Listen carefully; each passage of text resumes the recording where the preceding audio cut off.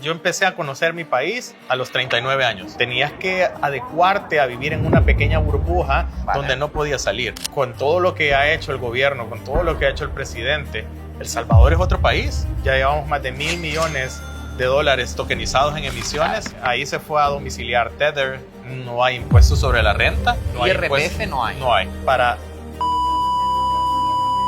¿Sí?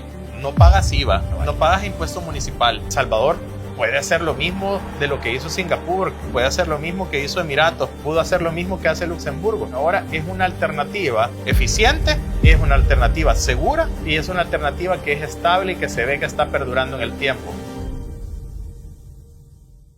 Héctor, ¿cómo vas? Espectacular, encantado de verte aquí. Un placer tenerte otra vez en Madrid y que además nos visitas desde El Salvador. Cuéntame esto, ¿cómo un salvadoreño nos visita aquí en Madrid? ¿Cómo ha ido esto? Bueno, mira, a mí me encanta España, obviamente me encanta más para lo que hablamos, turista y disfrutar lo lindo que es.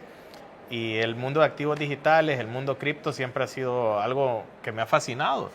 Y este evento Merge conecta Latinoamérica, conecta gente y personas que están interesados o que tenemos un interés común en seguir creciendo y mejorando todo este ecosistema de activos digitales y de libertades y de nuevas formas de manejar las finanzas. Y para estos miembros de la comunidad que no te conozcan o no te tengan localizado, no sé si nos puedes explicar un poco tu background, de decir de a qué te dedicas exactamente y luego que no solo tu profesión, sino que estás en El Salvador, estás justamente ahí, que es, vamos, la capital Bitcoin del mundo. Pues mira, yo soy abogado de formación e hice mi spin-off al mundo de las finanzas descentralizadas hace 4 años. Y desde entonces no hemos parado en hacer emisiones de activos digitales, en hacer tokenizaciones, ¿sí?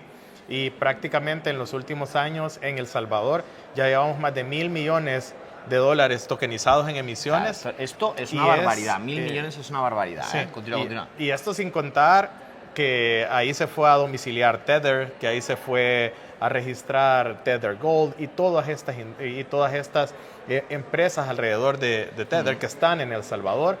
Pero luego te estás viendo cómo RWA está revolucionando la forma en que se desarrollan los proyectos inmobiliarios en El Salvador, cómo se comercializan los commodities, cómo se financian proyectos de generación eléctrica, también cómo se están generando también una oportunidad lateral a poder tener financiamiento internacional más eficiente. ¿Por qué? Porque El Salvador ha creado un sistema o un legal framework de tokenización que te da 2 cosas, eficiencia económica y eficiencia fiscal. Vale. Y si eso lo combinas, ha creado un lugar muy potente para hacer lanzamientos de proyectos desde... Claro, porque antes de entrar al detalle de por qué la legislación premia a nivel de exenciones fiscales o premia toda la tokenización de activos en El Salvador, tú como persona de ahí, autóctona, ¿cuál ha sido el cambio? Porque entiendo que lo has visto todo, es decir, has visto la era pre-Bukele, la entrada de Bukele, el cambio de El Salvador, cómo ha ido entrando en el mundo cripto, es decir, ¿cuál ha sido esta transformación que nos llega ahora a este momento? Mira, quisiera decirte que tengo menos de 40 años, pero no. Pero ¿qué es lo que ha pasado? Yo empecé a conocer mi país a los 39 años. Vale. ¿Por qué? Porque antes no se podía vivir. O sea, tenías que adecuarte a vivir en una pequeña burbuja donde no podías salir. Ahora, con todo lo que ha hecho el gobierno, con todo lo que ha hecho el presidente, El Salvador es otro país. Y El Salvador, a través de estos incentivos fiscales, a través de otras políticas, a través del tema de seguridad, que solo se habla de seguridad, pero realmente lo que ha hecho es que le ha devuelto el país a sus ciudadanos. Y la clave es que no me lo tienes que creer a mí, no se lo tienes que creer a los políticos. Vayan y si le preguntan a un ciudadano de a pie, del que anda en el autobús, del que está vendiendo en el mercado, todos te dicen que están mejor. Y yo creo que eso es lo que importa. Y eso pasó en El Salvador. Y entonces un país que había estado atrapado tantos años, la forma de salir al mundo, la forma de decir, aquí estamos, pueden venir acá, es creando políticas nuevas, políticas innovadoras. Y políticas que hacen sentido común a lo que son DeFi o finanzas descentralizadas. Crearon reguladores específicos en esto. No metieron al mismo regulador tradicional a regular lo nuevo. ¿Por qué? Porque necesitábamos cosas nuevas.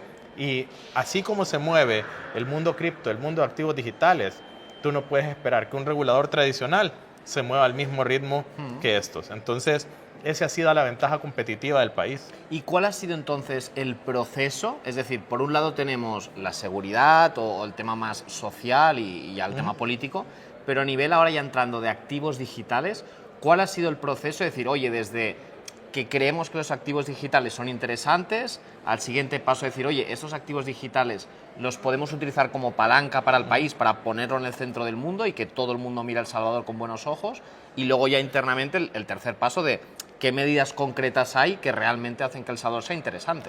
Yo creo que una de las cosas que ha hecho bien El Salvador es tener coherencia regulatoria. ¿Sí? Vale. Empezó diciendo, ok, Bitcoin, moneda de curso legal. Vale. Eso obviamente mercadológicamente posicionó a El Salvador.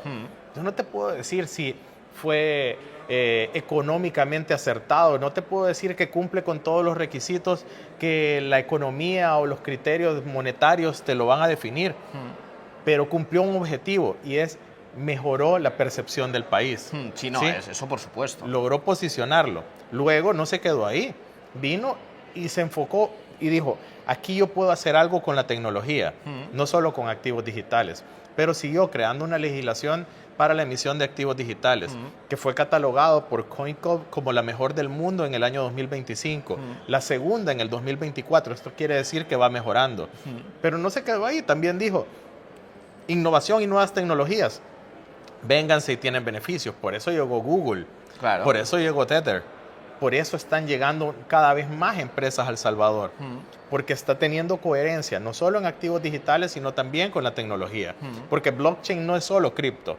Entonces, está haciendo muchas cosas para que todo aquello que se pueda lanzar desde El Salvador para el mundo, para Latinoamérica, pueda ser bien desarrollado desde El Salvador con incentivos que permiten el crecimiento. ¿Por qué? Porque al que tú tengas crecimiento de empresas dentro del país, van a contratar más personas, Claro. Estas personas van a generar bienestar. Y luego tienes que tener, es un país pequeño de 20,000 kilómetros cuadrados, 7 millones de habitantes, realmente con pequeñas cosas vas a notar un gran cambio. Y que tenemos un buen sistema financiero, eso nos permite también estar bien conectados entre el mercado tradicional y el mercado también DeFi. Interrumpo la entrevista un segundo para comentarte que si te gusta El Salvador y te planteas el país como inversión, en el vídeo de la semana pasada analizamos el proyecto de Bahía City desarrollado por los amigos de Expande Fronteras. Estamos hablando de futuras parcelas frente al mar, desde $50,000 de inversión, con la escritura a tu nombre al final del proceso y los mismos derechos que un nacional salvadoreño y sin estructuras intermediarias. Y lo que me parece interesante no es solo que es una inversión atractiva, sino que puede ser tu primer paso para desarrollar tu plan B ante la quiebra de Occidente. Así que si quieres solicitar más información, te dejo el enlace en la descripción. ¿Y cuál ha sido entonces esos cambios concretos que han posicionado a El Salvador como un ecosistema mucho más favorable para los activos digitales que otros tipos de países? Es decir, a nivel regulatorio, a nivel fiscal, que empresas tan gordas como lo que has dicho antes hayan dicho, oye, a España no voy a ir, pero a El Salvador sí. Y efectivamente, en España no está, en El Salvador sí. O sea, es decir, ¿qué tiene El Salvador que no tiene España o en contraposición de todo el mundo? ¿Qué tipo de particularidades tiene? Mira, yo voy a decir una cosa que espero que se oiga y que se tome bien, pero Sí, no, claro, lo primero es sentido común. O sea, No, en España falta muchísimo sentido común, ¿eh? O sea, es decir, puede ser todo lo crítico que quieras porque yo soy el primer crítico. En España no se potencia el activo digital, sino al revés, se deteriora. Sí, O sea, y eso es lo que se percibe. Entonces, lo primero que ha hecho, ya comenté que tenemos una buena coherencia normativa. Se ha creado un buen marco legal. Luego, se ha creado un buen marco o un buen grupo de funcionarios públicos. Vale. ¿Sí? Entonces, los aplicadores de estas leyes no tienen el bagaje histórico de la extrema burocracia. Vale. Al contrario, son personas que si tú llegas y dices, miren, no sé cómo hacer una emisión de activos digitales, ¿me pueden ayudar? Se bajan 3 del equipo a darte el paso a paso y lo que tienes que hacer. O sea, y se sientan el mismo día. O sea, los funcionarios públicos, los trabajadores, están por la labor de ayudar. Esto es muy interesante, ¿eh? En países así más emergentes que están creciendo, es un cambio muy grande esto. Sí. Tú llegas y dices, mira, quiero hacer un proyecto turístico en El Salvador y te vas a esta oficina de inversiones. En la tarde tienes, si no al ministro de Turismo o a alguien del ministerio, al Ministerio de Economía ahí, queriéndote ayudar para ponerte todas las facilidades posibles. Es que el tema es un tema de voluntad. Claro. Y que los funcionarios públicos, por primera vez en mi historia, estoy viendo que ya no son funcionarios, ya son servidores públicos. Entonces sí se están poniendo al servicio. Entonces, si tú mezclas un buen marco normativo, funcionarios que quieren que esto suceda bien, pues las cosas se van a ir dando. El Salvador hoy por hoy tiene esta oportunidad que tiene este marco potente. Están generando proyectos de inversión. Ahora lo que necesitamos son más inversiones, Vale. y necesitamos más proyectos.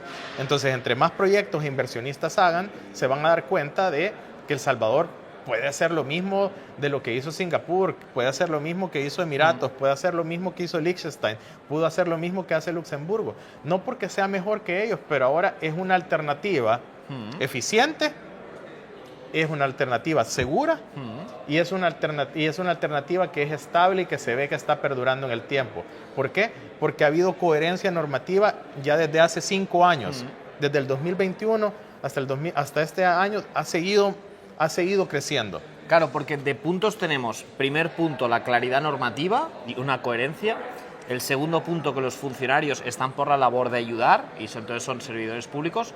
Pero a nivel ya técnico, a nivel regulatorio, a nivel fiscal, es decir, ¿qué tipo de exenciones reales dicen, oye, una empresa que es un proveedor de servicios cripto en España tributa al 25%, cosa que en El Salvador, si no voy errado, está exento? Es decir, Tributa cero. Claro. ¿Cuáles son las ventajas reales para una empresa que traslade ahí? Mira, la ley de activos digitales de El Salvador ha promovido los incentivos fiscales más grandes de la historia del país. ¿Sí? No hay impuestos sobre la renta. Vale, no IRPF no hay. No hay. Pero para persona física... Para la empresa y para sus accionistas. Hostia. ¿Sí? Si la empresa es cripto. Si la empresa es de activos digitales regulada y registrada en El Salvador. ¿En serio? ¿No, ¿Sí? ¿No tienes IRPF? No. Qué Entonces, tú vienes, no lo pagas, ¿sí? Qué barbaridad. No pagas impuesto municipal, no pagas IVA, ¿sí?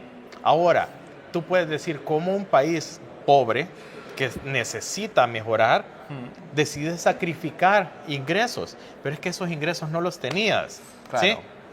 Claro, es que no No existían. había desarrollo. Ahora tú estás viendo que El Salvador está siendo considerado uno de los países preferidos para obtener una licencia DASP o VASP o DASP, de los miles de nombres que ahora tienen. Sí. Pero un proveedor de servicios de activos digitales va a poder desarrollar bien sus productos a través de El Salvador.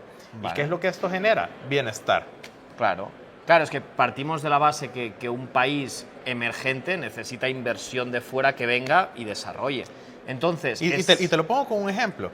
Hace poco estuvimos asesorando un proyecto de construcción de cerca de 20 casas. No es un proyecto enorme, Vale. pero que si no se hubiera hecho a través de tokenización y a través de estos beneficios, era imposible desarrollarlo. Claro. Entonces, creaste 20 casas, diste trabajo a más de 200 personas, hay movimiento económico adentro del país, entonces todo va cambiando. Y no importa que no le cobres el impuesto a la empresa, Claro. importa que después generaste un polo de desarrollo, porque ahí en esa comunidad, esas 20 casas son nuevos servicios, son nuevos trabajos, etcétera. Y ahí sí va a haber un objetivo recaudatorio.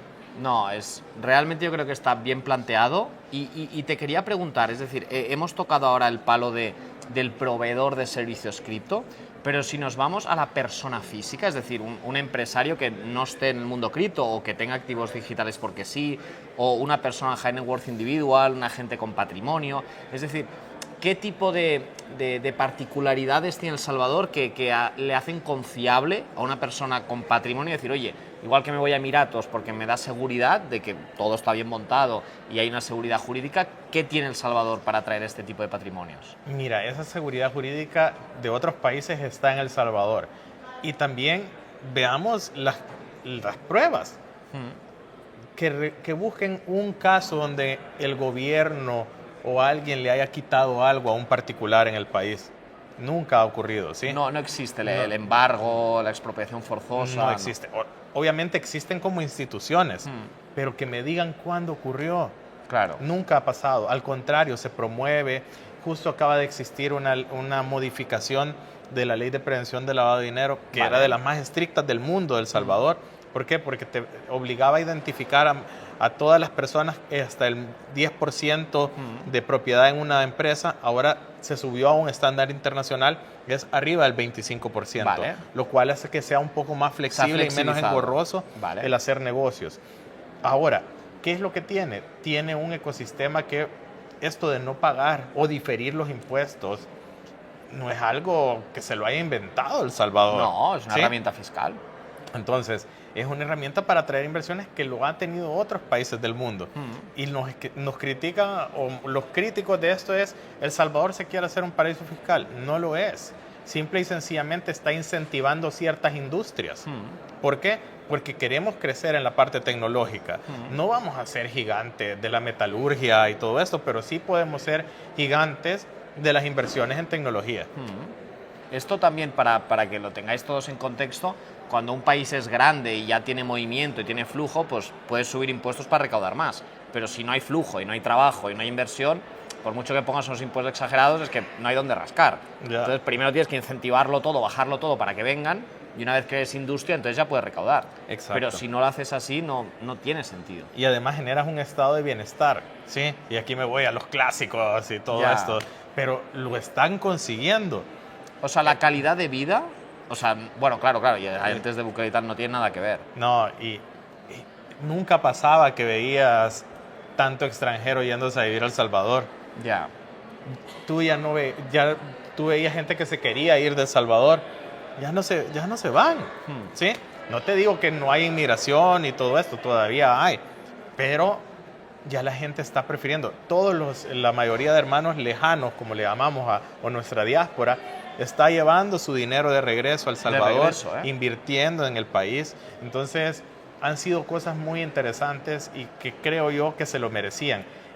O nos lo merecíamos como país. Claro, porque a nivel como patriota también, es decir, de una persona de ahí de toda la vida que por lo que decías, que no habías viajado por el propio Salvador, por el tema de la inseguridad, ¿cómo esto se puede trasladar a decir, oye, es que ahora mismo he como retomado la vida con mi propio país?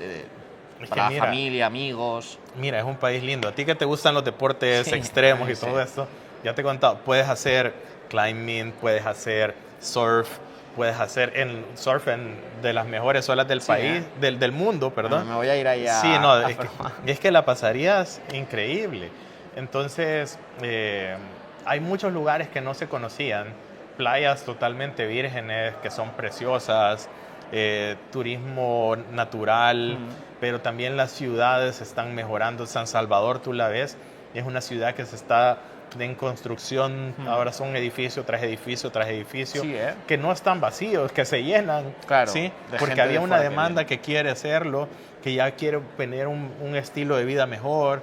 Se están haciendo ya sitios peatonales donde la gente puede disfrutar un poco más. Entonces se están renovando parques, el centro de El Salvador está quedando lindísimo.